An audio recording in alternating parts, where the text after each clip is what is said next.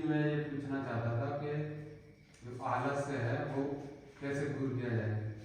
कहाँ से आए हैं आप? सआदाबाद आगरा। अच्छा, आगरा से आए हैं। बहुत बहुत आगरा आपका स्वागत है और वैदिक गुरुकुल में आपका हार्दिक स्वागत करते हैं।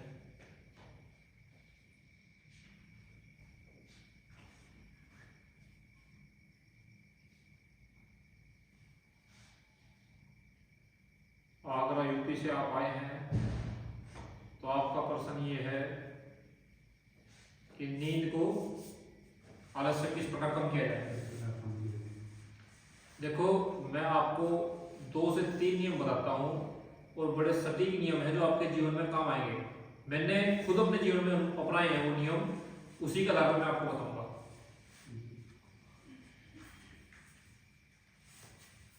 क्योंकि जो भाई अपने गुरुकुल में आए हैं उनको पता है कि मेरी नींद भी 4 से 4.5 5 घंटा, 6 घंटे तो बहुत कम होता है जब मैं सोता हूँ, नहीं तो 4.5 5 घंटे सोता हूँ। जो भाई गुरुकुल में आए हैं उनको पता है, तो उसी के आधार पर मैं आपको 3 से 4 नियम बताता हूँ जो आपके जीवन में काम करेंगे। देखो, पहला तो क्या है, पहला तो है जो मन में आए वो तुरंत करना है।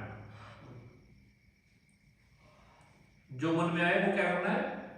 मान लो क्या है, अभी हम जैसे युवा हैं, हमारे मन में आया कि मुझे 1 घंटा पढ़ाई करनी है, लेकिन कितनी देर बाद करनी है।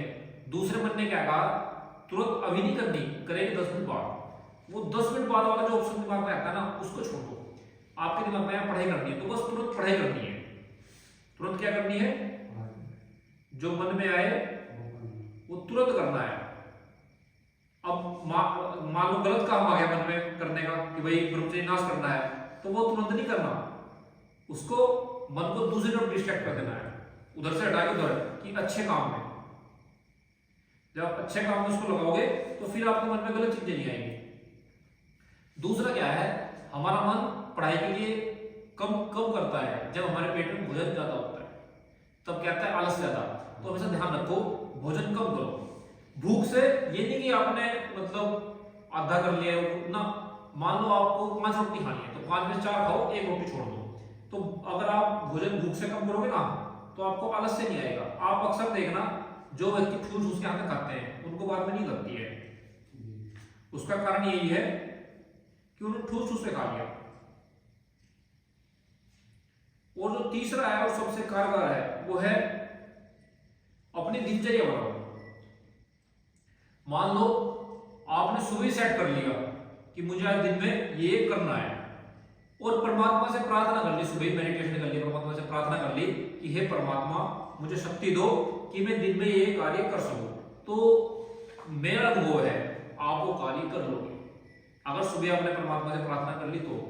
और आप सुबह उठ रहे हो 9 बजे, 10 बजे, 11 बजे, तो भाई भूल जाओ, आप अपनी दिनचर्या को अच्छे से फॉलो कर सकते हो, या आप आलस्य को दूर कर सकते हो। आलस्य हमेशा उसी का दूर होता है जो व्यक्ति सुबह 4 बजे उठता है।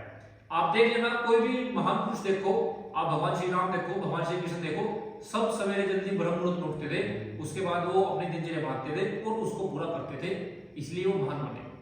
हमें भी अपनी दिनचर्या को पूरा करना होगा, सुबह बनानी होगी और सुबह जल्दी उठना होगा। और कोई प्रश्न आपके मन में है तो बताइए।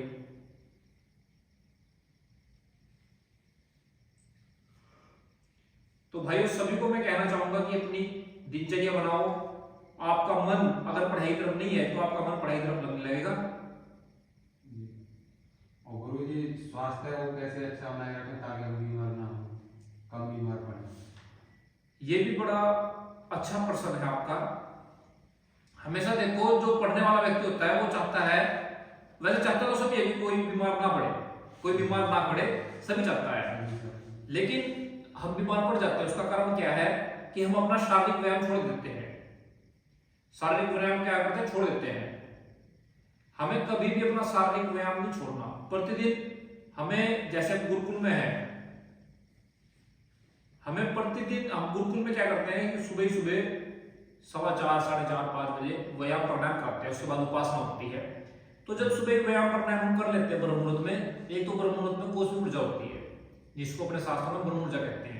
जब कोष में एनर्जी हमारे शरीर के अंदर सुबह सुबह आ गई तो दुनिया कोई ताकत नहीं कि हमें दिन में बीमार कर दे, क्योंकि हमने इतनी ताकत पहले ले ली, कोई हमें बीमार नहीं कर सकता। हाँ, आप गलत खान पान करते हो तो आप बीमार हो सकते हो।